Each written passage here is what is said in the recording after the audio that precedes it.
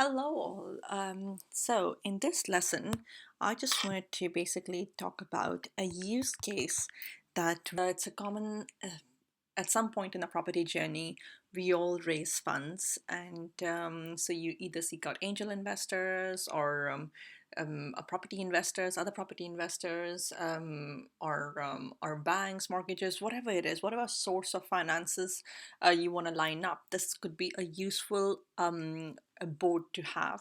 At this point, I'm just going to focus for this particular lesson just on the investor list. So my first column, I've already done this, a quick one, as you can see, is called resources. And over here, now this is again from my personal experience, what I use is certain templates. So say if I'm messaging an old work colleague on WhatsApp, what is the diet I would say in my script? So I have a little thing that I'd say, which I would lead up to that conversation. And again, it comes down to personality.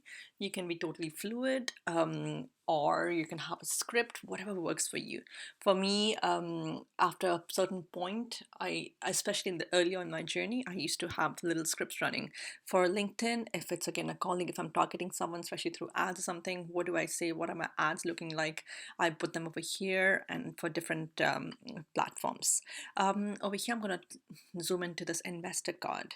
And this is again, I'm trying to create a template. If I create an investor, you've seen the previous videos on creating custom fields, so name, telephone, email, the three basic stuff I would like to have. And over here, I'm using the labels of buckets. So let's call it bucket 1, 2, 3. And for me, bucket 1, again, it's whatever comes to you, whatever works makes sense for you. For me, bucket 1 is someone who is high up in my target list. Bucket 2, medium. Bucket 3, who I think is the worst case. Again, for practicing on your investors, I would start with bucket 3 because those are the ones anyways I didn't think they would convert into becoming an angel investor. So I would start with bucket 3 folks first. And once you have done that, you basically create a template out of it, and I'll use it later in my other lists. So some common list items for this particular board could be maybe potential investors, maybe target investors. So again, this is like the ones I'm working with, or I want to work with next, and maybe the working with could be called in contact with investors, and maybe these are the investors who are wondering if they should invest with me, and then we can call them the finalist converted investors. And sometimes I actually just you can do anything. So sometimes to create a clear difference between the stages, I just use this random column as a breakpoint. And basically what I'm using this as is these are the, sorry, I put it in the wrong place. Yeah, so these are the ones I'm in contact with, and these are the investors that are much further down the funnel. So just like a breakpoint. So I have a clear classification, just some as a good visual. Basically, it gives a nice break in my head on how to distill the information over here. So let's start with potential investors and start maybe seeing how this list could be filled. So a potential investor could be, let's say, make it from template. I want to use this template and call it Mr. Adam Smith, let's say, and create card. So this is Mr. Adam Smith. So that's how you want to create from template. You use this little icon and you create the cards. And if you have multiple templates, you'll see multiple templates over here. And again, the template was made in my resources over here and kept. So if I have to change any template, I know I want to come back to column 1 and see over here. So Mr. Adam Smith, let's spell out Mr. Adam Smith's detail. Adam Smith. You see, so I need not actually have name over here because that's my top the my card name is that. So it actually makes sense to remove name. So I'm going to delete this field. Um, delete the field, and I'm actually just going to put the telephone number for this person and their email address, and oops, where did I put it? Email address, and that's pretty much it. And then another field that could make sense for you guys, and again make sense for me, is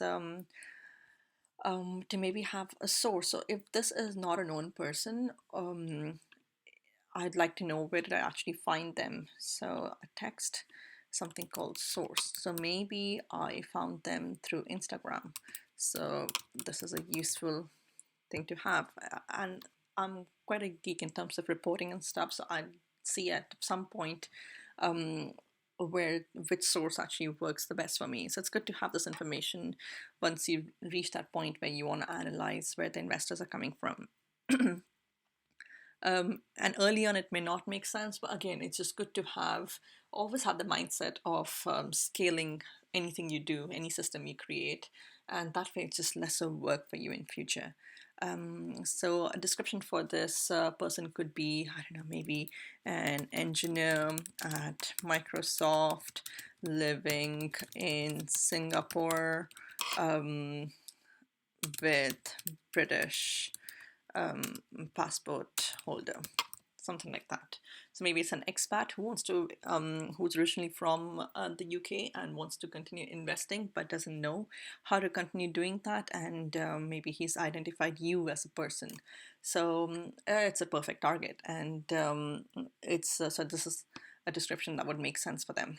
And let's close it.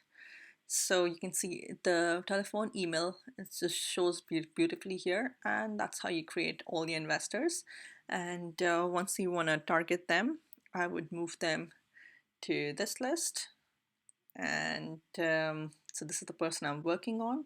Now when I'm over here, another thing you can put in the in the um, in the card checklist over here, and this could be contact points. And again, good to track how many contact points you've had with the person, something down the road, to analyze that it takes you maybe an average of 6 or 7 contact points for them to finally convert, if they're coming from Instagram. This all information is really important, because then you can work backwards, that if you have a if you know you're supposed to get a buy to let, I don't know, 6 months down the road, and it takes you 8 contact points, which is approximately 2 months, you know you need to start working on finding investors 2 to 3 months in advance before you secure a property. So I have something called contact points I would put, and in contact points I'll say DM'd on Instagram maybe. And this is how I use due date over here. Say I had DM'd on Instagram on 11th April. Where did it go? Oops. Yeah, add.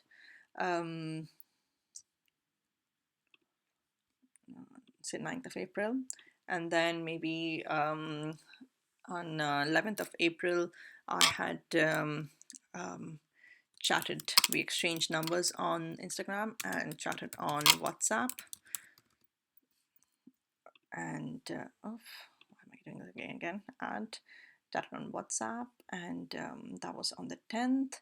And basically you get the point. You just add all these contact points to know what exactly is happening, and for after each contact point you can put your notes from the conversation. You can paste the Instagram exchange that had happened over here, the WhatsApp, the key points over here, so you have everything in this one folder for this particular investor, the whole history of every touch point, and just a useful thing to do. And then let's say now they are ready to move, and so basically I'm in contact with them, and now they are considering after the WhatsApp conversation. So I moved them into the consideration stage, and maybe over here I have said now the next touch point is coffee meet. The other thing you can do after moving them further down in this funnel is maybe you met them for coffee and you've told them that you're going to share something with them. So I could have another checklist called assets shared.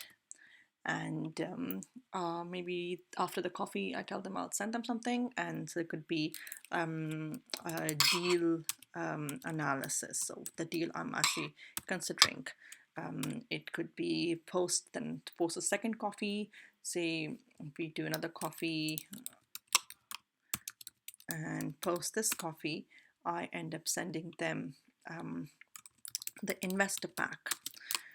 Then the other assets to consider are maybe head of terms if they are much further down, and contract, and any other details you want to put, like their bank details and stuff over here, whatever they give. Again, a nice folder for this particular investor. And then hopefully they've converted. Voila. So that's it for this lesson. Hope you guys found it useful. See you in the next one. Bye.